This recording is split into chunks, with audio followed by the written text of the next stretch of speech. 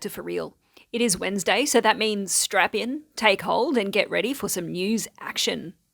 To accompany such news excitement, we have a Phnom Penh ride from someone who needs no introduction, Ryan from Itchy Feet on the Cheap.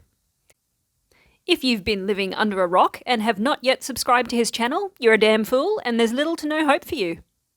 At For Real, we donate our YouTube earnings to charities in Cambodia. Here's our total so far. All the detail about this is in the description. We've just made our September payment and it's great to see the totals going up each month. Wherever you're watching from, thank you for being here and please remember to like and subscribe. Your support helps us to donate more. Today is Wednesday, the 5th of October, and in this episode we'll look at the latest changes at Cambodia's borders. We'll see what's so great about ABA Bank and what's not so great about fake monks. We'll see what's happening on the Phnom Penh-Sihanoukville Expressway and, of course, see what's going on with crime and bad behaviour on the roads in Phnom Penh. Stick around as a ghost may appear at the end. The Ministry of Health has announced that travellers will no longer be required to produce a COVID-19 vaccination certificate or any form of health declaration document when entering Cambodia by land, sea or air.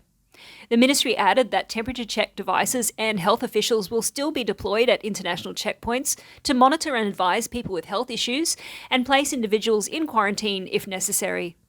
As of this week, more than 30 countries have announced that people can enter their territory without having to show evidence of COVID vaccination. Unfortunately, a sad update on the missing people from the boat story that we had last week. Of the 41 people who are on board the boat, 11 have been reported as deceased. 8 bodies were discovered near the island of Phu Quoc, a truly sad outcome for those people. ABA Bank, the largest Cambodian bank, has won Best Bank for Digital Solutions in Cambodia 2022. The award was bestowed on ABA for its digital banking transformation and strategic focus on providing innovative banking experiences to its continuously growing clientele. The judges praised the ABA mobile app's development throughout the year. In particular, ABA enhanced mobile banking app. The number of transactions made on the app jumped to 250 million last year from 100 million in 2020. The value of these transactions hit a hefty 123 billion last year, 4 times the size of Cambodia's GDP.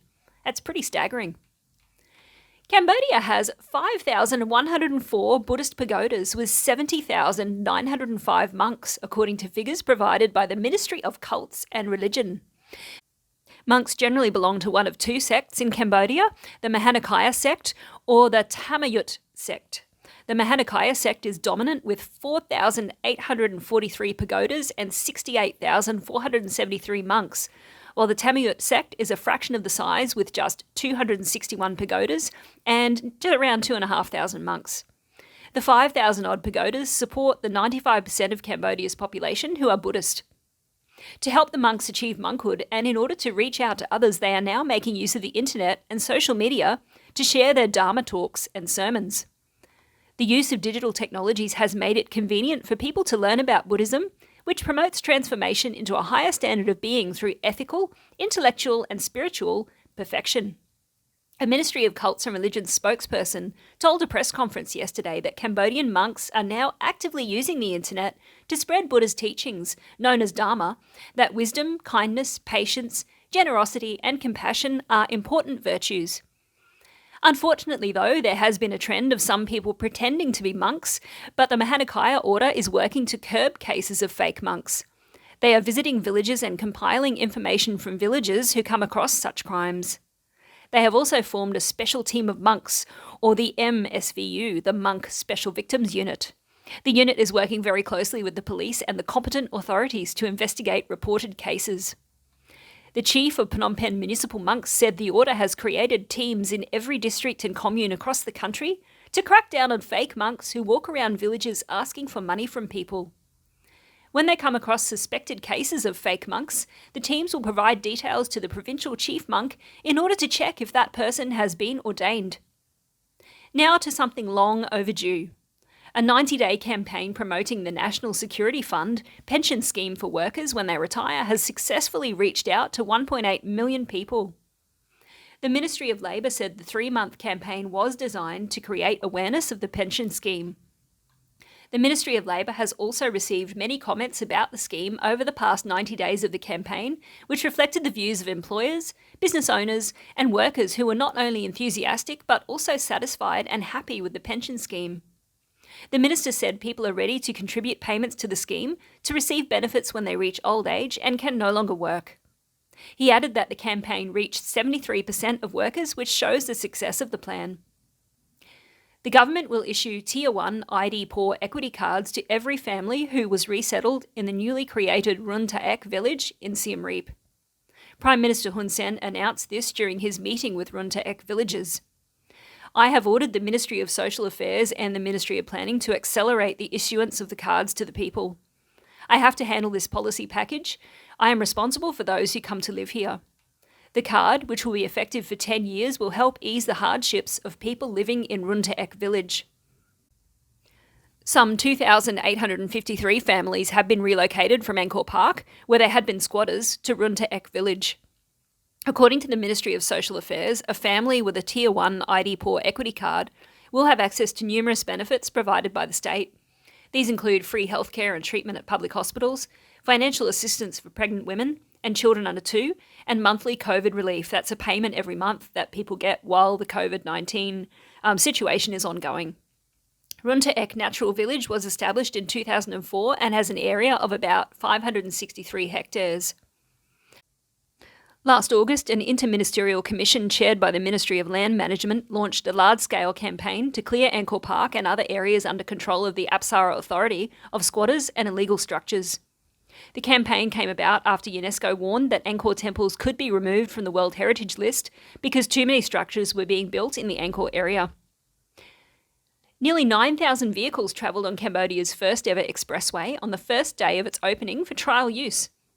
The Phnom Penh-Sihanoukville Expressway, built under China's Belt and Road Initiative, was open to the public on Saturday for a month's free-of-charge trial after more than 3 years of construction.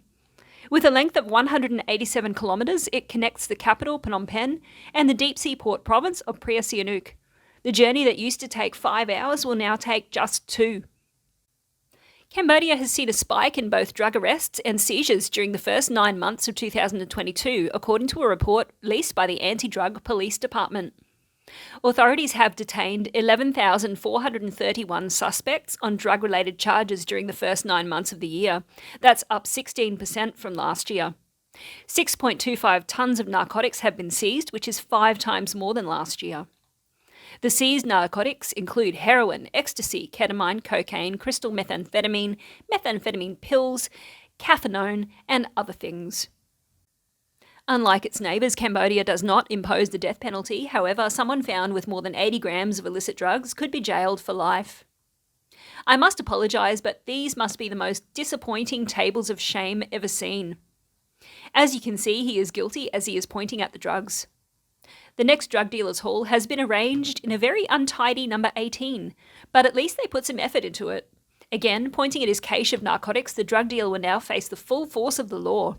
When will these people ever learn?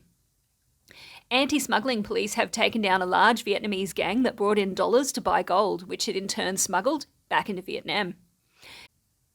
Police seized 103 kilograms of gold and cash worth more than 2.8 million USD, and also 26.7 billion dong, that's 1.12 million US dollars from the ring. Now I can understand why they call it Diamond Island. After a 3-week manhunt, 2 foreign nationals have been arrested for an audacious $230,000 robbery in Phnom Penh's Koh Pik, or Diamond Island. Robbers broke through a door and then smashed into safes, stealing more than $230,000 worth of diamond jewellery and goods from a company that sells gold and diamonds. After a 3-week investigation, police arrested the 2 foreign nationals. Military police searched and found the 2 suspects in possession of a range of necklaces, earrings and rings. In addition, the military police seized items related to other crimes, including 1 white Highlander car, 1 red metal cutting machine, a cutting motor and some other materials, as well as a photo of a large package of stolen jewellery which has not been found, plus several large bags with dollar signs on them. Despite the large amount of evidence seized, the foreign nationals still refuse to admit any wrongdoing, denying any knowledge of the theft. In another mystery, 2 foreigners and their Cambodian driver are assumed to have died after their car fell into a ravine in Kampot province, but police are mystified after their empty car was found with no bodies inside. The car overturned after the driver lost control in heavy rains. The car was discovered, however authorities say that no bodies were found at the scene. The occupants may have escaped from the crash, but police say they do not know where they went afterwards, but they presume that the 3 men are likely dead. Or not. Police are continuing their search. Car versus road divider battles restart after Chumben truce. After a lull in incidents of vehicles smashing into Phnom Penh's beleaguered road dividers, battle has recommenced in earnest. A man was seen driving a white Tacoma along Prayas Terrace Road at high speeds. Inevitably, he lost control of his vehicle and slammed into a road barrier. Equally inevitably, smashing into the solid block of concrete at high speed caused severe damage to his car, although fortunately not to the driver or passers-by. A driver who appeared to be asleep at the wheel of his vehicle got his comeuppance when he smashed into a road barrier. According to sources at the scene prior to the incident, a black Highlander was seen travelling along Route 271 at high speed. The driver, who appeared to be in a comatose state, then lost control of his vehicle and smashed into the road divider, causing severe damage both to his vehicle and public property. The man then woke up, fled from the crash scene, and it was left to the traffic police to remove the vehicle. Unlike Ace of Base, this person didn't see the sign. He didn't open up his mind, and he definitely isn't happier now. A dozy truck driver ploughed into one of Cambodia's ubiquitous beer signs, perhaps tempted by the offer of a cold beer. The driver lost control of his vehicle and ploughed into the unfortunate sign, causing extensive damage to its advertising prowess. After the incident, the local police arrived at the scene and contacted the Highway Traffic Police of the Capital Police Commissioner to take the truck away. Just like Milli Vanilli, blame it on the rain. Due to the weather conditions in the country, the Apsara Authority has called for caution to people visiting the ancient temples in Siem Reap, as heavy rainfall and strong winds bring down trees. The authority urged people to be very careful when visiting the Angkor area. It stated that people should stay away from large trees. The softened ground and strong winds will cause trees to fall over more easily. The Ministry of Water Resources and Meteorology called on people to take caution as the water level of the Mekong River is expected to rise.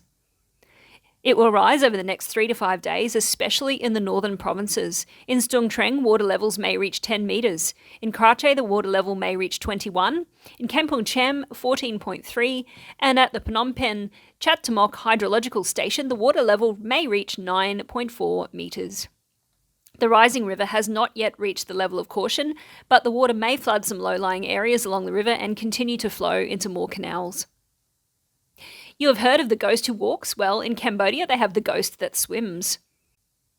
An adult giant salmon carp, a fish species that can grow as large as 66 pounds or 30 kilos, has been documented in the Mekong River for the first time in 18 years. Since 2004, no adult giant salmon carp has been officially recorded, but earlier this year a 13-pound specimen was found at a local wet market along the Mekong River, the only river on Earth where the species lives. So rare is the giant salmon carp, it has been referred to as the Mekong ghost. It is listed as critically endangered. Although the fish was not found alive, its discovery has raised hope that the species still prevails in the Mekong, which you'd have to say is extremely likely. The Mekong River, which runs through 6 Asian countries, is a global biodiversity hotspot and home to almost 1,000 different species of fish, including some of the world's largest freshwater fishes. The river sustains the livelihood of tens of millions of people and has come under increasing pressure in recent years from dam building, overfishing and climate change, with the largest fish species at particular risk. The salmon carp's revival was confirmed after the 3-foot-long specimen appeared in the market. Scientists will use the DNA of the dead fish to develop various tools for studying the distribution of the species. They hope to find more specimens alive that can be tagged and released for further study. And that brings us to the end of this week's news. You are now up to date with all of the most important events in the kingdom. Thank you for watching, and thank you once again to Ryan from Itchy Feet on the Cheap for providing today's ride. Take care, have a great week, and we'll see you very soon.